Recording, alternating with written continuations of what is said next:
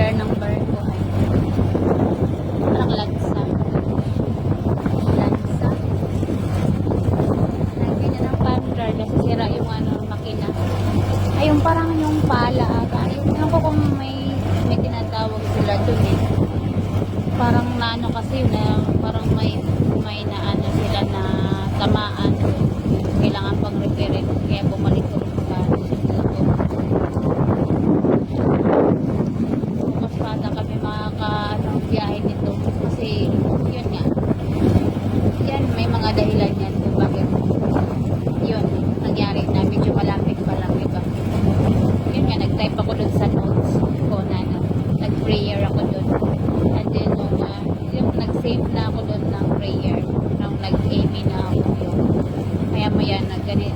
Mga ilang seconds lang talaga biglang yun nangyari. Siguro may dahilan talaga kada nangyari yun.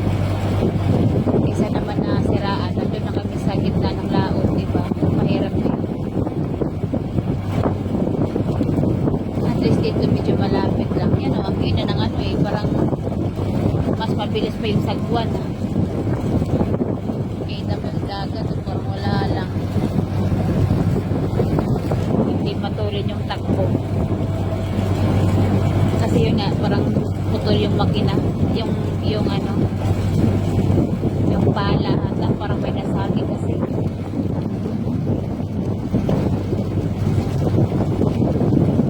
Balik tayo ngayon sa Cebu. Pero nung yung parang nagbangka lang lagi, yung parang flash crab ganun. 1 hour lang yung tinakbo nito eh. Pag ganito kasi 4 hours ang biyahe. Abot na doon sa Bungaw. Ito kasi Cebu to. Meron din isa pang isla tinawag. Nakalimutan ko kung anong tawag nila doon. Yung talagang malala. Bali yung Bungaw ay stage 1. Dito naman is stage 2.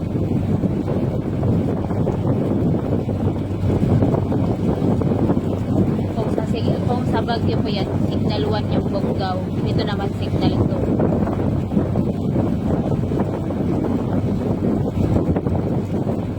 Signal number 3 yung yung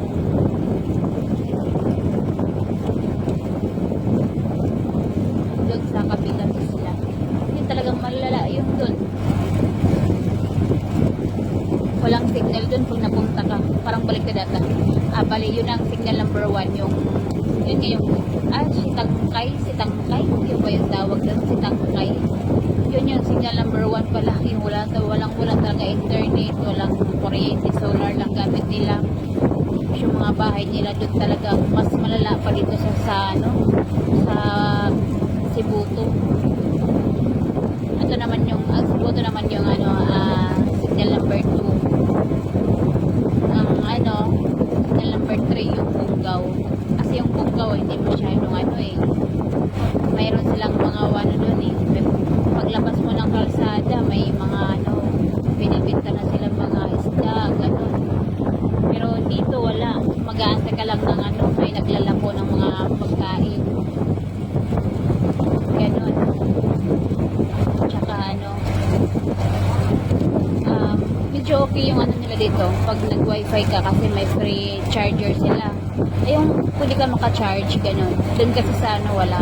Yung kailangan full charge mo bago mo ka makapag-wifi kasi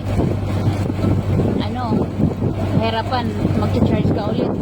Tapos wala pa silang sariling kuryente. So makikicharge ka lang sa kapitbahay. Gano'n ba? Kaya lubos-lubusin mo na pag nag-charge ka tapos gamit ka ng mga pisonet, diba?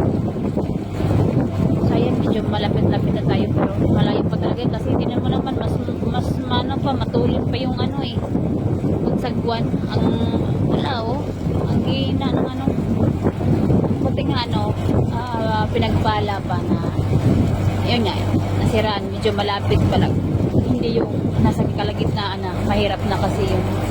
So ayan, hanggang dito na lang. See you mamaya. Tayo mamaya ma-upload ng video. Babush. God bless everyone.